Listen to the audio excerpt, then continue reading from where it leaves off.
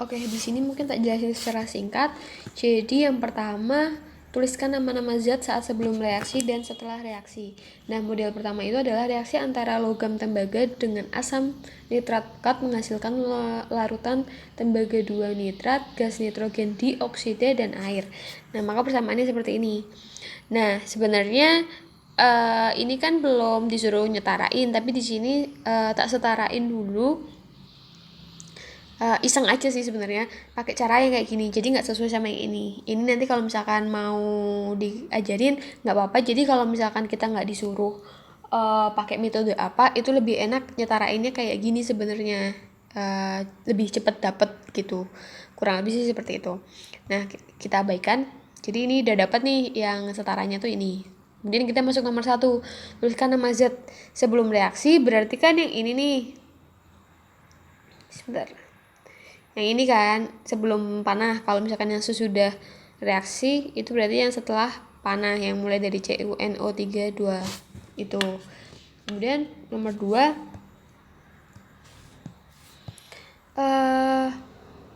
tuliskan persamaan reaksi dari model 1 lengkap dengan fasenya.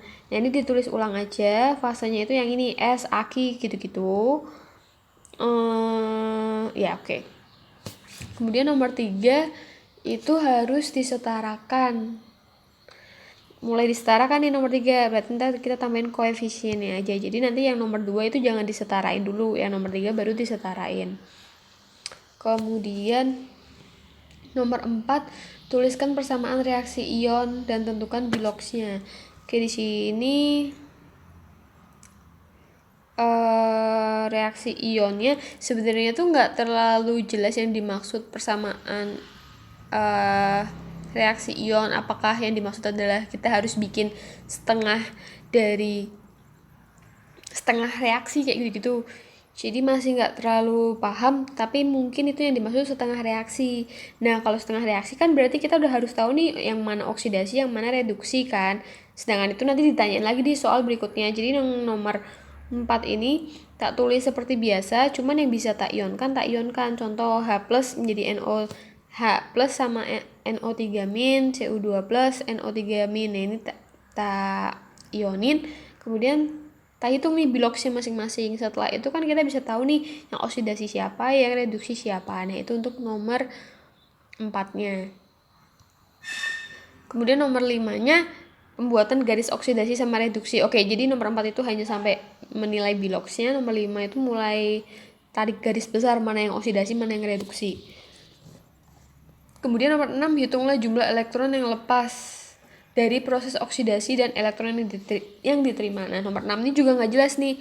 Soalnya yang dilepas itu kan otomatis yang oksidasi, sedangkan yang diterima kan reduksi kan. Tapi dia cuma nyebutin yang dilepas dari proses oksidasi. Nah, elektron yang diterima, tapi dia nggak ngejelasin. Jadi kan dari soal tuh kayak seakan-akan tuh kayak yang diminta itu proses oksidasi, terus kita harus tahu nih elektron yang lepas sama elektron yang diterima. Jadi nomor 6 tuh sedikit mungkin ada kesalahan soal atau kurang keterangan aja. Tapi di sini tak tulisnya gini.